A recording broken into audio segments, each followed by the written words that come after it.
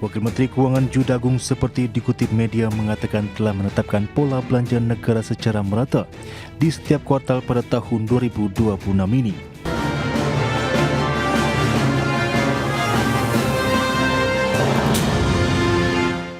Ya, pemerintah mengubah pola belanja negara menjadi lebih merata di setiap kuartal di sepanjang tahun 2026 ini. Strategi ini guna mencegah pelebaran defisit APBN 2026 melampaui 3% terhadap produk domestik bruto akibat percepatan belanja. Wakil Menteri Keuangan Judagung seperti dikutip media mengatakan telah menetapkan pola belanja negara secara merata di setiap kuartal pada tahun 2026 ini. Sehingga kinerja realisasi belanja mulai dari kuartal 1 hingga 4 akan lebih berimbang, di mana pada kuartal 1 sudah terrealisasi 21% dari target APBN. Sedangkan target belanja negara pada kuartal 2, 3, dan 4 diharapkan bisa menyentuh masing-masing 26%. Hal ini seiring dengan munculnya kekhawatiran terhadap potensi kenaikan defisit APBN di atas 3% pada akhir tahun ini, di mana realisasi defisit pada kuartal 1 2026 tercatat telah menyentuh angka 0,93% terhadap PDB. Sehingga bila besaran defisit APBN tetap bertahan di angka tersebut, maka dikhawatirkan bisa melebihi target defisit APBN 2026 yaitu 3%. Sementara itu, kinerja belanja negara pada kuartal 1 tahun ini tumbuh 31,4% secara tahunan, atau 21,2% dari total pagu APBN sebesar Rp3.842,7 triliun. Angka ini lebih tinggi dibandingkan periode yang sama tahun lalu, sebesar 17,1% dengan pertumbuhan 1,4%. Berbagai sumber untuk IDXchannel. Ya, pemirsa, untuk membahas tema kita kali ini, strategi ketat pemerintah jaga pelebaran defisit APBN, kita sudah tersambung melalui Zoom bersama dengan Bapak JP Gani, Ketua Dewan Pengawas Asosiasi Pengusaha Retail Indonesia Perindo, kemudian juga sudah bergabung Pak Peter Abdullah, Direktur Program dan Kebijakan Prasasti Center for Policy Studies. Langsung saja kita sapa ini. Halo Pak Jimmy, apa kabar Pak? Baik, Mas Pras, apa kabar? Halo Pak Peter. Kabar baik juga, terima kasih atas waktu yang disempatkan Pak Peter, apa kabar Pak? Alhamdulillah kabar baik Mas Pras. Apa kabar Pak Gani? Baik Pak Peter. Baik, terima kasih atas waktu yang disempatkan. Pak Peter, langsung saja kita akan review nih, lihat bagaimana sih sebenarnya urgensi dari rencana pemerintah tadi yang akan melakukan ya langkah memperketat begitu ya kebijakan dari sisi anggaran kita lagi di APBN. Apa yang Anda lihat begitu? Apakah memang ini tepat begitu karena tekanan juga dari global saat ini, atau Anda melihat ada trigger lain begitu Pak Peter? Ya, saya kira sangat urgent ya Mas Pras ya, karena bahkan sebelum kita mengalami gejolak geopolitik global, perang Iran AS, kita sudah melihat bahwasanya ada tekanan dari sisi penerimaan. Kita tahu pada tahun lalu, tahun 2025 itu terjadi shortfall dari penerimaan pajak ya. Target penerimaan pajak pemerintah itu tidak mencapai sasaran, sehingga pada akhir tahun 2025 itu sudah sempat dikhawatirkan defisit melebar. Itu terjadi ketika kita belum menghadapi gejolak geopolitik global. Nah, dengan adanya perang Iran Amerika, harga minyak itu melonjak tinggi, dan kemudian kita tahu pemerintah sudah memutuskan, dan kita apresiasi ya, pemerintah tidak menaikkan harga BBM bersubsidi. Bahkan Pertamax yang sebenarnya tidak bersubsidi pun ditahan. Ya, yang artinya kebijakan itu tentu akan menambah beban belanja pengeluaran dari pemerintah. Nah, dua hal ini, di satu sisi kita mengalami tekanan di penerimaan, di sisi lain kita menghadapi adanya tambahan beban dari belanja APBN kita, tentu kedua hal ini akan berujung kepada semakin besar potensi pelebaran defisitnya. Mungkin bisa dikatakan pelebaran defisit itu sudah bisa dipastikan. Cuman sekarang pilihannya adalah pemerintah bagaimana ya. Pemerintah tentunya sudah berulang kali menyampaikan akan menjaga disiplin fiskal, akan tetap menjaga defisit di bawah 3%. Oke, itu dia ya dasar yang memang dilakukan oleh pemerintah untuk memperketat lagi bagaimana belanja negara sehingga defisitnya akan tetap bertahan di 3%. Nah, Pak Jimmy Gani dari sisi pelaku usaha retail melihat kebijakan pemerintah yang semakin ketat, ya ini apa yang bisa Anda lihat begitu? Apakah memang ini ya akhirnya berdampak juga kalau kita cermati dengan tingkat konsumsi masyarakat, kemudian belanja pemerintah sendiri begitu. Karena kan sektor retail ini cukup erat begitu ya, berdampak langsung begitu di masyarakat begitu Pak Jimmy. Iya Mas Pras, terima kasih. Jadi kami dari pelaku usaha khususnya di Asosiasi Pengusaha Retail Indonesia ini tentu memahami bahwa pengelolaan defisit APBN secara disiplin itu merupakan bagian penting untuk menjaga stabilitas makroekonomi dan juga kepercayaan investor. Itu jadi penting sekali gitu ya. Tapi kebijakan fiskal ini perlu dipastikan agar kredibel dan juga menjadi fondasi bagi pertumbuhan ekonomi jangka panjang. Jadi bukan hanya memikirkan yang sesaat aja gitu.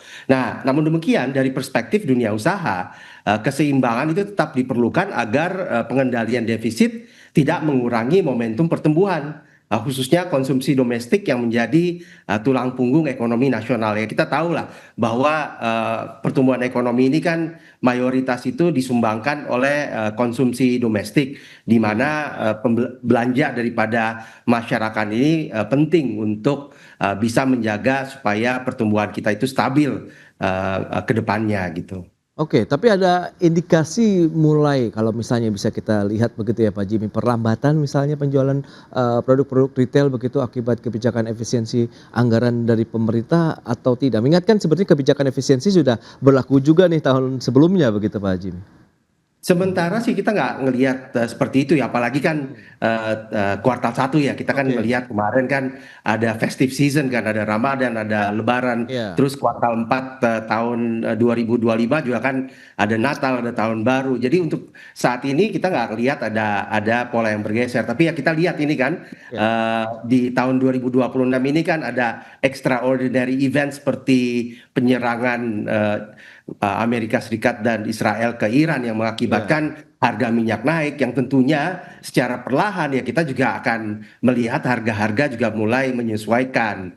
Nah, Oke. yang juga tidak kalah penting adalah bahwa subsidi pemerintah kan ini pasti akan naik gitu kan karena beberapa misalnya gitu kan Pertalite kemudian Pertamax ini masih dipertahankan pada harga subsidi yang mengakibatkan tentunya subsidi pemerintah terhadap BBM ini akan meningkat gitu. Oke. Sehingga harus ada pengetatan di tempat-tempat lain kira-kira gitu. Baik baik Pak Jimmy. Nah, Pak Peter, dengan langkah pemerintah yang mengakselerasi perekonomian merata yang tadi sudah disampaikan di awal, jadi tidak menumpuk di kuartal 4 begitu ya kalau misalnya pemerintah menyatakan begitu.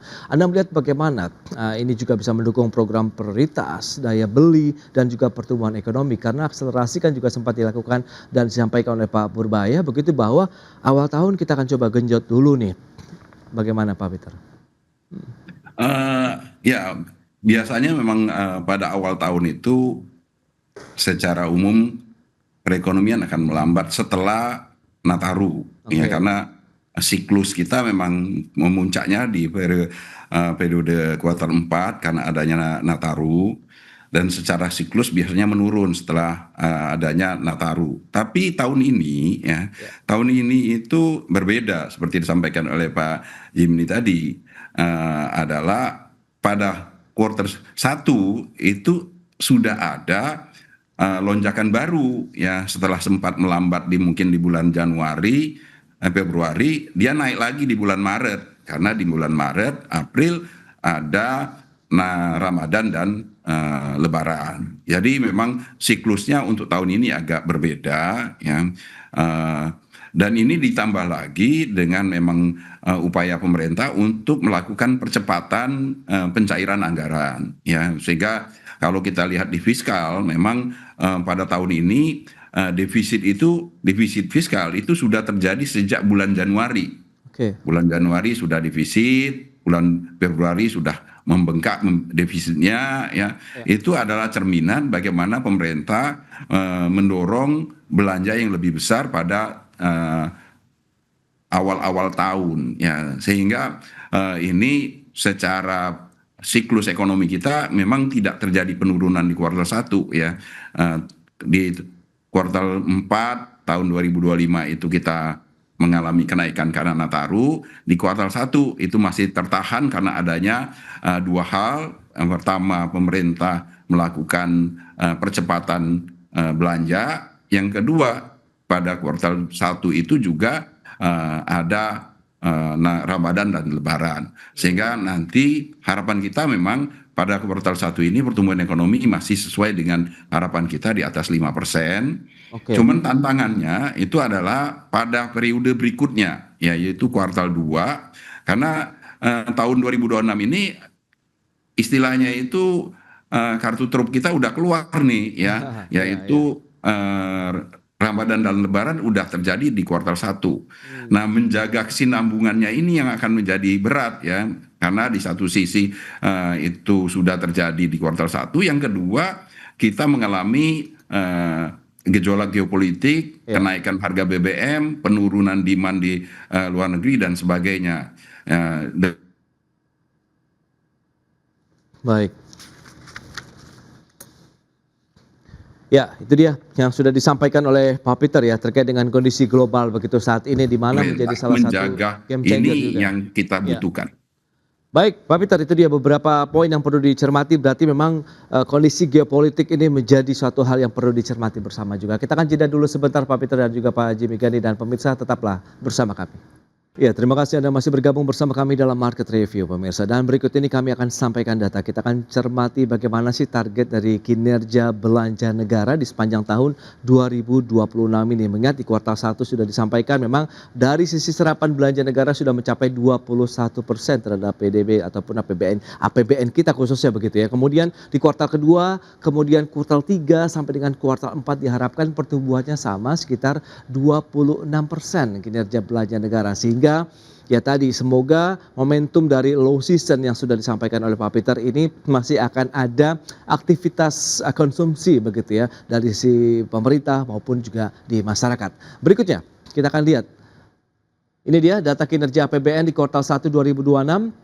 Dari sisi pendapatan negara mencapai 815 triliun, sementara dari sisi belanja negara 574,9 triliun rupiah. Dan kita sandingkan dengan kuartal 1 2025, 620,3 triliun berbanding 520,4 triliun. Dan berikutnya, kita akan cermati bersama juga bagaimana dengan realisasi defisit APBN dari tahun 2019 kemudian sampai dengan tahun 2025. Kita tahu ada pandemi COVID sehingga defisit APBN kita bahkan cukup dalam begitu ya, 947,7 triliun rupiah. Meskipun pemerintah masih berupaya untuk bisa menurunkan tingkat defisit dan cukup berhasil trennya sampai dengan tahun 2023. Namun demikian 2024-2025 meningkat kembali menjadi 695,1 triliun rupiah untuk defisit APBN. Tapi di kuartal 1 2026 ini sudah disampaikan juga defisit sudah menyentuh 240,1 triliun rupiah. Itu dia beberapa data yang sudah kita sampaikan dan kita akan lanjutkan kembali perbincangan bersama dengan Bapak Peter Abdullah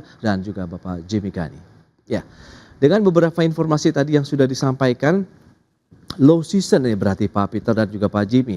Apa yang mungkin perlu disiapkan kalau dari sisi retail? Pelaku usaha retail tentu akan menyikapi kondisi ini dengan langkah-langkah antisipasi dan mitigasi yang ya lebih panjang. Mengingatkan Januari, Februari sudah selesai nih peak season kita begitu, ada Ramadan, Lebaran, dan selanjutnya kita akan ketemu Nataru lagi cukup panjang. Bagaimana Pak Jimmy?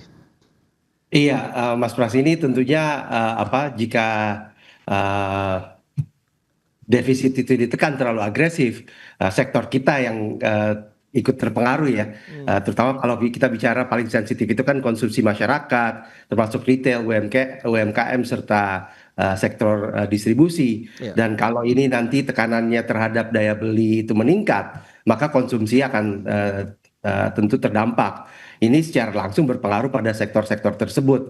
Nah, bagaimana strateginya? Ini menarik nih. Jadi memang kalau kita bicara strategi ya kita harus meningkatkan efisiensi operasional. Juga termasuk memperkuat program promosi. Tadi kita bicara dengan Pak Peter, memang kita nih ada 7-8 bulan ke depan yang memang harus menahan nafas karena event-event cenderung kita nunggu di akhir tahun. Walaupun ada juga nanti momen untuk anak kembali sekolah ya, itu biasanya juga ada liburan sekolah. tapi kita tetap harus melakukan program-program promosi serta menyesuaikan komposisi produk agar lebih sesuai dengan kebutuhan konsumen saat ini. Nah, selain itu pemanfaatan teknologi dan kanal digital juga terus diperkuat untuk meningkatkan aksesibilitas serta efisiensi layanan kepada konsumen. Jadi memang kita di internal sendiri kita harus menyesuaikan diri, tapi pada saat yang bersamaan kita bekerja sama dengan pemerintah tentunya juga dalam hal ini Kemenko Perekonomian dengan Kementerian Perdagangan, Kementerian UMKM dan kementerian lainnya ya kita tentu memberikan masukan-masukan supaya kebijakannya ini kebijakan yang tepat gitu ya, karena kalau misalnya kurang tepat dan penggunaan anggaran di dalam APBN-nya itu tidak pas, Ya. itu kita akan melihat nanti daya beli akan terpengaruh gitu, kira-kira gitu. Oke, Pak Jimmy. Nah, Pak Peter, dengan pola pemerintah kaitannya dengan mekanisme belanja anggaran yang dibikin merata nih Pak Peter, Anda melihat ini menjadi strategi yang tepat tidak sih? Sehingga ada kekosongan waktu peak season ini bisa terisi dengan aktivitas belanja pemerintah untuk bisa mendorong juga aktivitas ekonomi, meskipun tantangannya ya lagi-lagi akan pemerintah juga tengah mengetatkan juga nih dengan efisiensi belanja juga Pak Peter. Ya, saya kira pemerataan itu satu hal ya, memeratakan belanja negara agar supaya tidak terjadi lonjakan di akhir Iya. yang selama ini kan biasanya kan tanda kutip ada istilah ngabisin anggaran ya. Ngabisin anggaran itu sebenarnya konotasinya negatif karena kecenderungannya menjadi tidak tepat sasaran, tidak efisien dan sebagainya. Nah, dengan dia dilakukan pemerataan, diharapkan maka terjadi efisiensi di dalam pengelolaan anggaran. Itu yang pertama ya.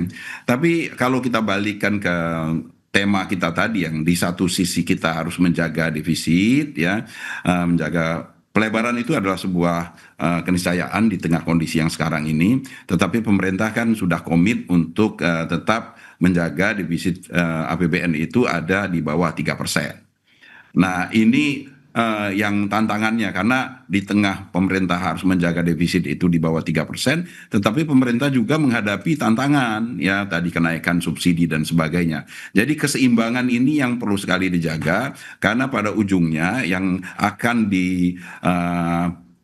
harus diperjuangkan oleh pemerintah itu adalah daya beli masyarakat ya, seperti yang disampaikan oleh Pak Jimmy ya. Walaupun mungkin kita 7 sampai 8 bulan menahan nafas, tapi sepanjang daya beli masyarakat itu masih terjaga, maka konsumsi masih akan terjadi ya, mungkin retail masih tetap akan bergerak ya, masih akan tumbuh gitu. Nah, ini tantangan pemerintah saya kira yang paling utama ada di sana.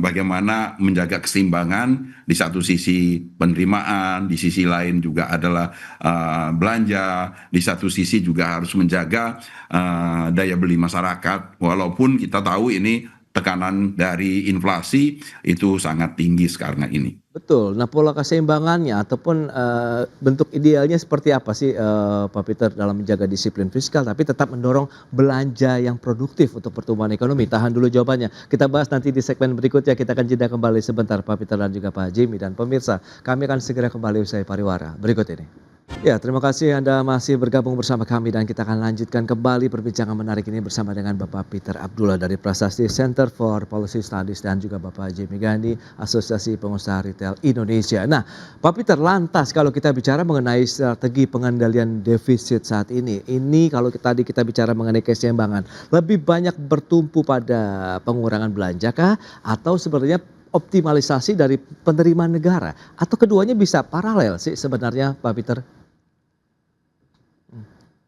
Ya, masih di mute Pak. Ya, kayaknya harus dua-duanya Pak, Mas Pras ya. Oke. Ya, karena dua-duanya itu sebenarnya pemerintah punya akses langsung ya, atau punya kemampuan untuk melakukan itu. Ya, di satu sisi pemerintah memang harus berupaya untuk meningkatkan penerimaan, baik itu dari pajak maupun non pajak. Ya, dan ini peluangnya besar, walaupun tanpa harus menaikkan tarif pajak. Bahkan secara teori pemerintah tuh bisa menaikkan penerimaan pajak dengan menurunkan tarif pajak sebenarnya ya. Itu saya kira Pak Jimmy suka itu kalau dengar penurunan tarif pajak gitu Ya. ya. Nah, itu yang pertama ya. Dan saya kira dengan Cortex ya, ini Cortex ini memberikan harapan pemerintah bisa melakukan peningkatan penerimaan pajak itu tanpa harus menaikkan tarif pajak tersebut ya.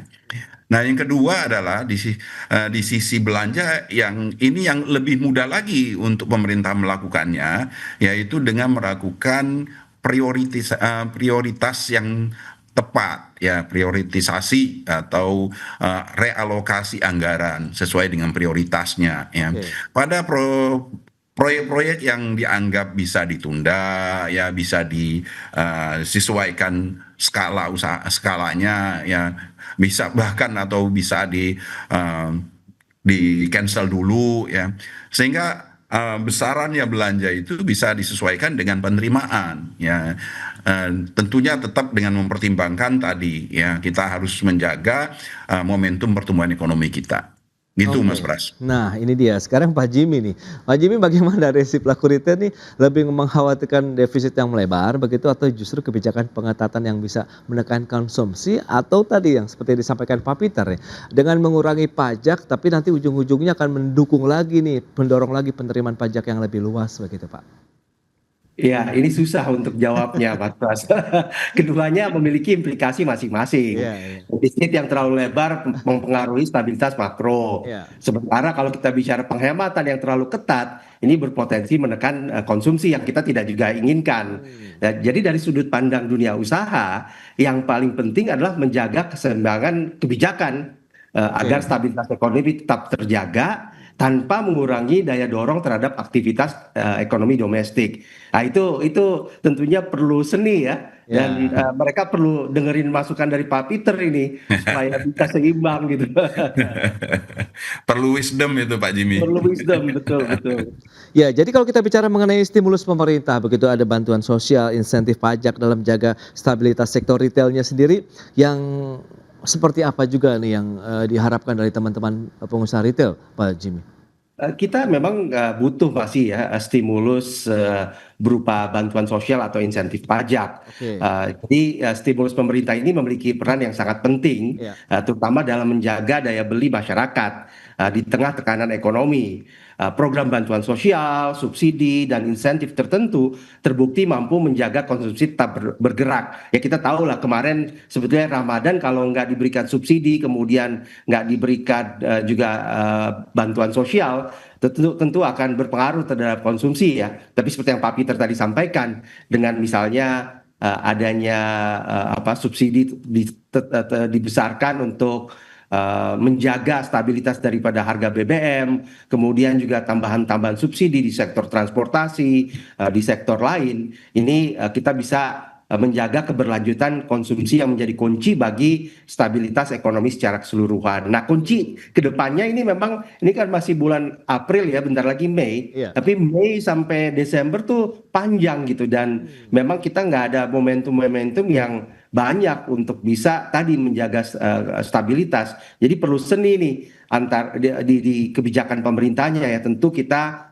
sebagai pelaku usaha dan juga asosiasi ini siap untuk bekerja sama dalam rangka menjaga supaya stabilitas konsumsi itu tetap terjaga gitu, Mas Oke. Pras. Nah, Pak Peter sendiri melihat seberapa kuat visa kita di APBN begitu sambil tetap menjaga geliat aktivitas usaha, kemudian konsumsi masyarakat, tapi di satu sisi ada tantangan tadi beban subsidi, energi kita juga yang membengkak dengan adanya kenaikan harga energi global begitu, Pak Peter.